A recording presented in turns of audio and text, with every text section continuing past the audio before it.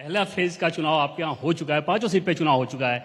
क्या वोटर्स ने उसी रूप में स्वागत किया, क्योंकि वोटिंग कम हुआ है? क्या कोई कंसर्न, कोई चिंता?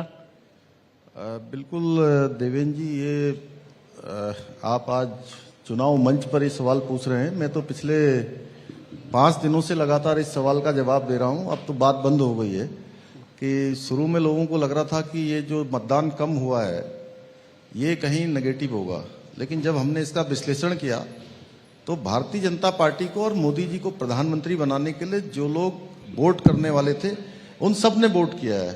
लेकिन हमारे सामने कोई विपक्ष था ही नहीं, एक तरफा चुनाव था, इसलिए जो विपक्ष को वोट देने वाले लोग थे वो अपने घरों से निकले ही नहीं है, तो इसलिए मतदान कम हुआ।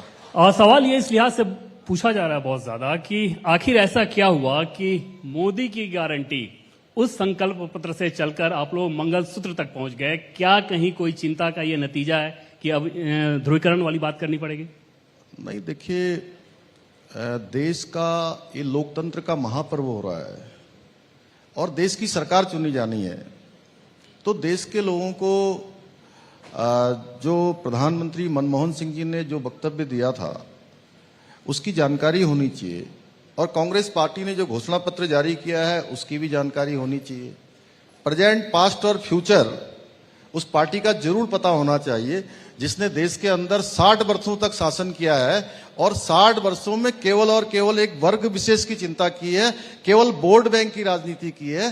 तो अब अगर मोदी जी अगर उस बात को बता रहे हैं या भारतीय जनता पार्टी लोगों को बता रही है तो इसमें इतना बिलबिलाने की क्या जरूरत है? प्रियंका गांधी तो बहुत ज्यादा गुस्से में है। वो बता रही है कि दादी ने क्या त्याग किया, उनकी मम्मी ने क्या त्याग किया, इतनी ज्यादा आग बबूला है वो आप लोग पीएम मोदी के इस बयान को लेके।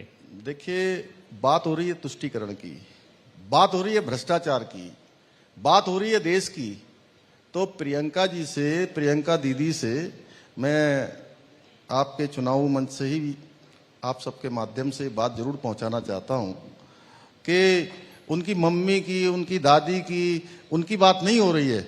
ये देश में तुष्टीकरण की बात हो रही है, देश में भ्रष्टाचार की बात हो रही है, देश के संसाधनों पर किस प्रकार से कांग्रेस ने उसको बांटने की बात हुई है। और आज ही सैम पित्रोदा जो उनके सलाहकार हैं उन्होंने कहा है कि विरासत पर भी, जो विरासत पर यानी कि जैसे आप हैं, आपके अगर बेटे हों तो आपके बाद आपकी सारी संपत्ति आपके बेटे को मिलनी चाहिए।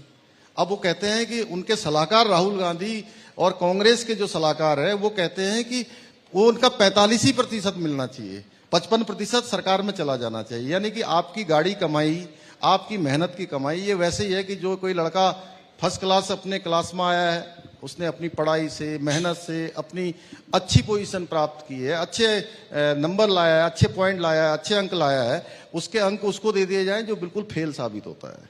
यानी कि फेल लड़के को पास करने के लिए वो मेहनत करने वाले लड़के की कमाई दे दी जाए, तो ये कहां तक उचित है? आप लोग जिसे सर मुस्लिम अपीजमेंट कहते हैं, उनके तरफ से मुस्लिम सप्रेशन यानी कि मुस्लिम उत्पीड़न कहा जाता है। मुस्लिम तुष्टीकरण नहीं, मुस्लिम उत्पीड़न आप लोग करते हैं और इसके खिलाफ वो लोग आवाज उठाते हैं। नहीं, देखिए, ये बात बिल्कुल स्पष्ट है। देश के अंदर 60 सालों तक जिनका शासन रहा है वो पार्टी है कांग्रेस पार्टी, और उस पार्टी में भी 55 सालों तक लगातार एक परिवार का शासन रहा है। उन्होंने हमेशा वोट बैंक की राजनीति की है। आज मोदी जी के नेतृत्व में दलितों की बात हो रही है, पिछड़ों की बात हो रही है, गरीबों की बात हो रही है, गरीब कल्याण सुशासन हो रहा है। तो आज ये लोग सहन नहीं कर पा रहे हैं, और सच बताऊं तो मोदी जी को भी सहन नहीं कर पा रहे हैं। और हमारे जैसे लोग जो सामान्य परिवारों से आते हैं उनको लगता है कि कैसे ये मुख्यमंत्री हो गए, कैसे मोदी जी प्रधानमंत्री हो गए। ये इनके दिमाग में हर समय यही बात चलती रहती है। इसलिए मोदी जी अगर देश हित की भी बात करते हैं तो ये उसका भी विरोध करने लगते हैं, और ये भूल जाते हैं कि मोदी जी का विरोध करते करते ये देश का भी विरोध करने लगते हैं। आपने विदेशों में देखा होगा